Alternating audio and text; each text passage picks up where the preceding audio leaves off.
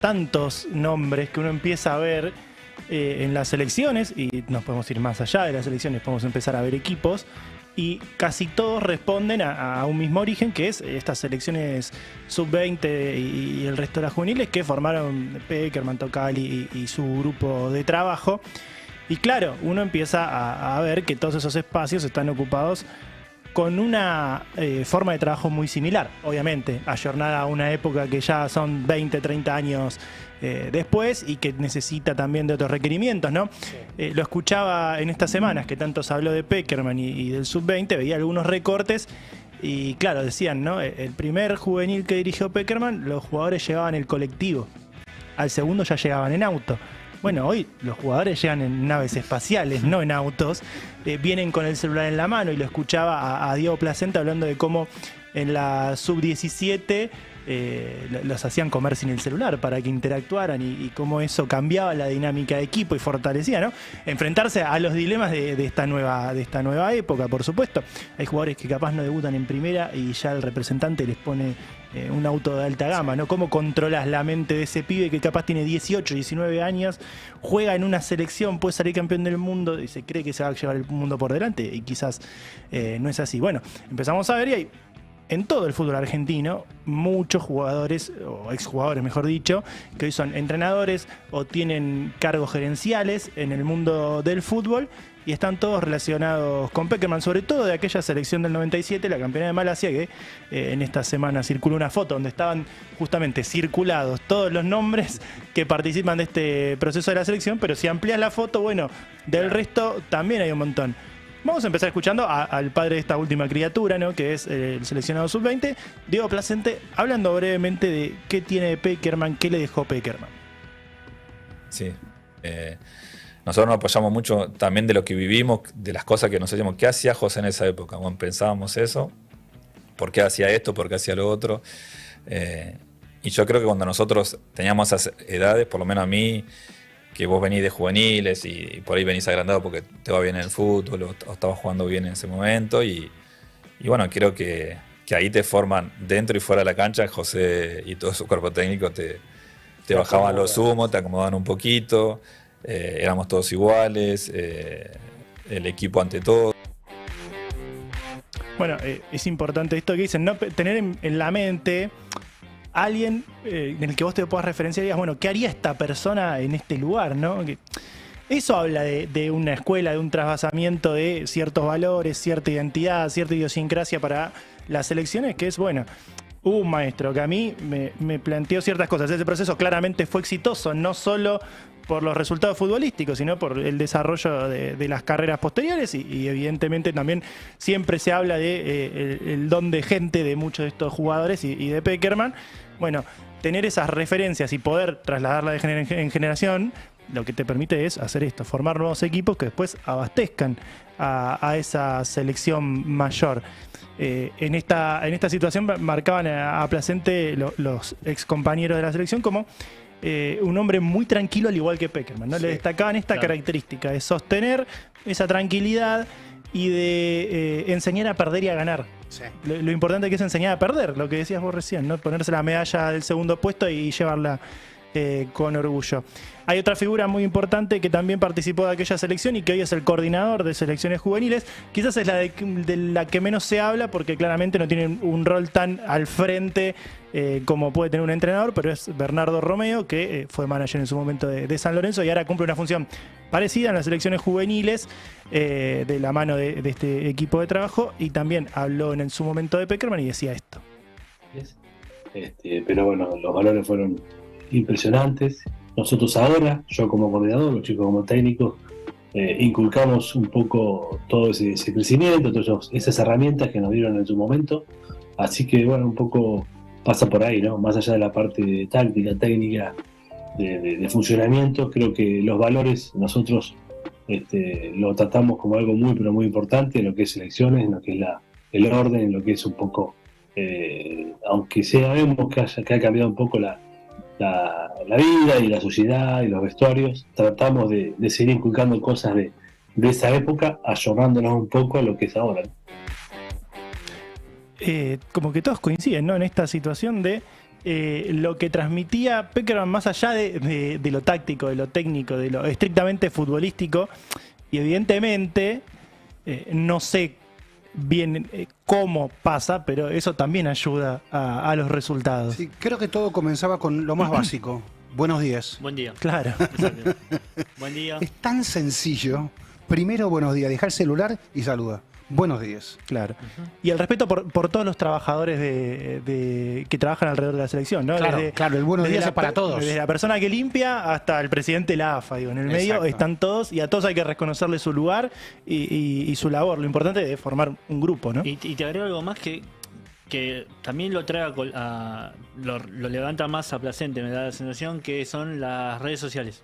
Sí. Las redes sociales y la formación que ahora tiene que tener Perdón, lo levanta más por el cuidado. Por el cuidado. Sí, hay mayor exigencia. mayor exigencia. Bueno, de Yo hecho, estoy- se trabaja en selecciones juveniles con talleres propios el tema del manejo de las redes sociales y de cómo cuidarse también de el hate y el acoso que hay en las redes sociales para muchos pibes que Sí, pero están muy es expuestos. cierto lo que dice Clara, acá lo que dice Fede, porque Pekerman no tenía este desafío. No. Claro, desafío. tal cual. Tenía un desafío quizás distinto, que puede ser otro, pero hoy un comentario de más, un Sí. like de más, Sí, sí, sí, cualquier cosa. De hecho, hasta podemos decir que fue llamativo, fue raro para un equipo de la era Pekerman en general, la cargada con la música del Chavo del Ocho. Sí. Sí. Hizo cierto ruido, de hecho. Ahí te das cuenta que es imposible controlar todo. Claro. No, o sea por que supuesto. no es que es un regimiento. No. Porque Prestiani fue, ¿no? Sí. Esencialmente Prestiani lideró esa musiquita burlona. Y Prestiani es el más picante, se lo ve Sí. como un pibe picante. Y bueno, no es un cuartel. puede. Queremos implantar una disciplina, pero no es un cuartel. Bueno, seguramente no tengo ni dudas que se habló ese tema. Sí. Como no tengo ni dudas que se habló, che, ¿cómo pasamos esta noche? Está bien, no fue una derrota picante en términos de polémica, de calentura, no. Fue una derrota clara. Claro. Entonces esto evitó enojos mayores, ¿no? Porque si no, el intento de, che, hablemos qué van a hacer esta noche. Ojo con esto. Exacto. Ojo con los telefonitos, ojo con lo que no digan huevadas, ¿no? Sí, sí, sí. Es un tema que, de hecho, Placente explica en algunas notas cómo se trabaja desde la selección. Claro. El tema del cuidado frente a la exposición pública que tiene hoy un jugador que va más allá de una cámara de televisión, Sí, ¿no? hasta pienso que ese cuadernito que dice que le da a cada jugador para que vaya escribiendo durante el torneo lo que quiera, hasta puede ser un reemplazo de esto. Ujú. Sí. Che, antes escríbilo para vos y si lo querés, y si querés lo compartís con el grupo. Es decir, descargalo en algún lado. Claro. No te lo guardes, pero hacelo en los cuadernitos que le dimos a cada uno de ustedes, en lugar de hacerlo de modo viral. Sí, sí, y lo importante que es para el fútbol poder conectar justamente, ¿no? Si no conectás con el que tenés al lado, Exactamente. es muy difícil formar las asociaciones que ha tenido, a excepción de la final, donde claramente no resultó la selección, una selección Sí. de muy buen pie, de jugar bien. Incluso creo que en la final pecó de estoicismo en su idea de construir juego desde abajo constantemente y tratar de llegar al área con pelota dominada en un partido que no estaba dado para eso. Pero evidentemente ahí creo que entra una parte más importante de la formación. Bueno, se están formando jugadores para la selección mayor y quizás el resultado, lo dice Placente en varias oportunidades, el resultado no es lo más importante, sino el desarrollo de esa formación. A mí me da la sensación, a ver si coinciden, que está el alto nivel de competitividad que se crea en todas las categorías, en todas las divisiones del fútbol argentino, que el objetivo básico de las selecciones juveniles, que es darle buenos jugadores a la selección, formar cracks para la selección mayor, el objetivo básico no es el único. No. Claro. O sea, todos quieren ganar, van a un mundial, obviamente que todos quieren ganar, pero claro, no debe ser casual que la selección sub-20 de Argentina sea la más ganadora en esa categoría. No, por supuesto. Y mucho tiene que ver también el sistema de clubes de la Argentina, ¿no? No digo solo los clubes propiamente de fútbol profesional, sino toda esa red de clubes de barrio en la que se juegan mil y mil de torneos alrededor del país y de donde se captan a esos clubes profesionales y después a las selecciones y después esos jugadores se venden y vuelven a generar la rueda, ¿no? Con lo bueno y lo malo, porque una de las cosas que en estas semanas, una cosa que nos decía desde Vélez, uno de los coordinadores de inferiores en estas semanas que estuvimos hablando, era que en los clubes más chiquitos, en los primeros clubes de barrio, donde juegan al Babi, los padres se exacerban. Claro, esta idea sí. de ganá como sea a los chicos. Entonces los chicos ya saben, ya son animales competitivos a Sí. los 10 años. Con lo bueno y lo malo, porque Sí. eso también lo trae. Recomiendo la lectura de uno de los periódicos que más informaba sobre el fútbol hace más de un siglo en la Argentina. Estoy hablando de 1900, primera década del 1900, el diario The Standard, ¿no? Diario para gente de habla inglesa. Bueno, el diario The Standard, obviamente que después publicado en castellano. Bueno, el diario The Standard, ¿qué hacía? Publicaba los primeros desafíos de fútbol. Entonces los equipos ingleses citaban educadamente, jugaremos a tal hora y a las 5 de la tarde Mrs. Flowers servirá el té a ambos equipos, ¿no? Más o menos así.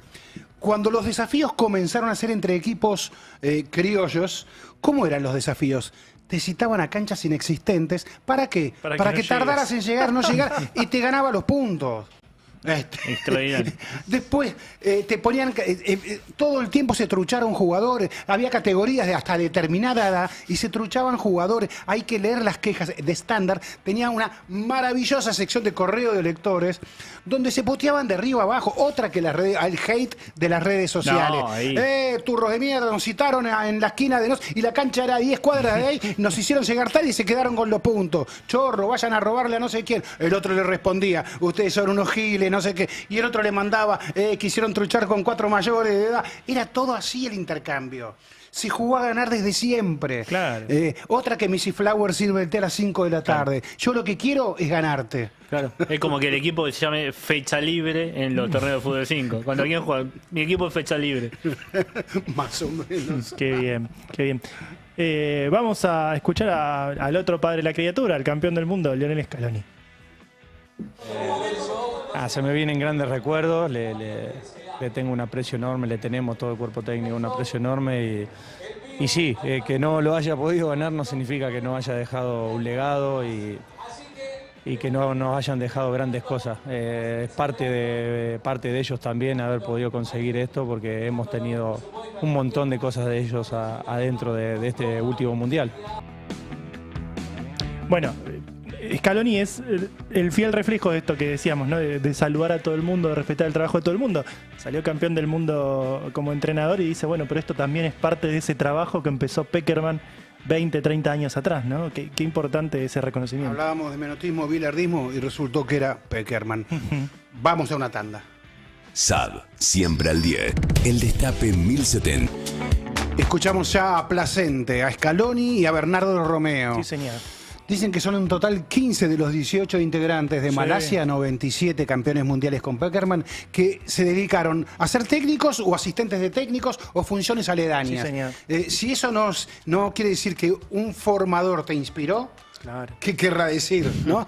¿A quiénes más tenemos entonces? Además, si te vas ampliando a las otras selecciones, no sé, encontrás a Walter Collette en las juveniles de Huracán, empezás a buscar y en todos lados hay alguien. Estaba leyendo el chat acá mientras estaba la tanda electoral. Sí. Y bueno, hay comentarios, hay mucho debate. Y hay un comentario que dice que, bueno, brillante como docente, Pekerman, pero la pifió en el Mundial 2006. Digo, si vamos a reducir la carrera de Pekerman a un resultado deportivo sería bastante injusto, pero no voy a responder yo qué pasa con la derrota. Lo va a responder el capitán de aquel equipo de Malasia 97, que Pekerman dejó afuera de la final, ¿no? Qué loco eso, lo dice Diego Marquic. Teníamos una idea que estábamos en formación, pero yo digo siempre que nosotros aprendimos a ganar, aprendimos a perder, siempre con las mismas formas. Y nada, ir a la selección, ir a Ezeiza era Disney para nosotros. Sabíamos que teníamos un lugar que teníamos que cuidarlo porque lo querían muchos. Como siempre decían ahí José y todo su cuerpo técnico, nosotros éramos jugadores de selección las 24 horas del día, toda la semana, en los clubes también. Y bueno, como tal había que cuidarlo porque había muchos chicos con grandes condiciones que han quedado afuera. Y bueno, también nos ha ayudado mucho en la formación como persona, que para mí es lo que más me dejó, y es un poco hoy lo que se ve en el cuerpo técnico, tanto de la mayor como de las juveniles, que hay una idea, hay una línea, se baja una línea, y bueno, yo creo que estamos todos muy identificados con lo que fue ese proceso. Un gusto, saludar. Peckerman, un hombre que además no le temblaba la mano ante una incorrección, ante una falta de disciplina, de dejar afuera a cualquier jugador, ¿no? Eso también habla de cómo se forma un equipo y esto de aprender a ganar y aprender a perder, ¿no? Si todo se redujera a la derrota con Alemania en 2006, no hubiera estado hoy Scaloni en la selección.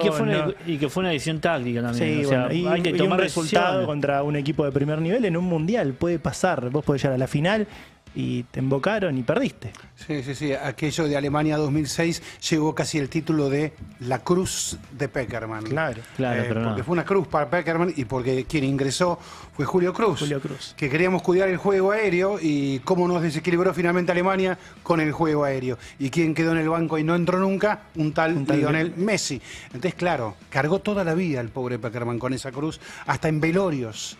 Le decían, José, ¿qué pasó? Esto me lo contó gente muy cercana.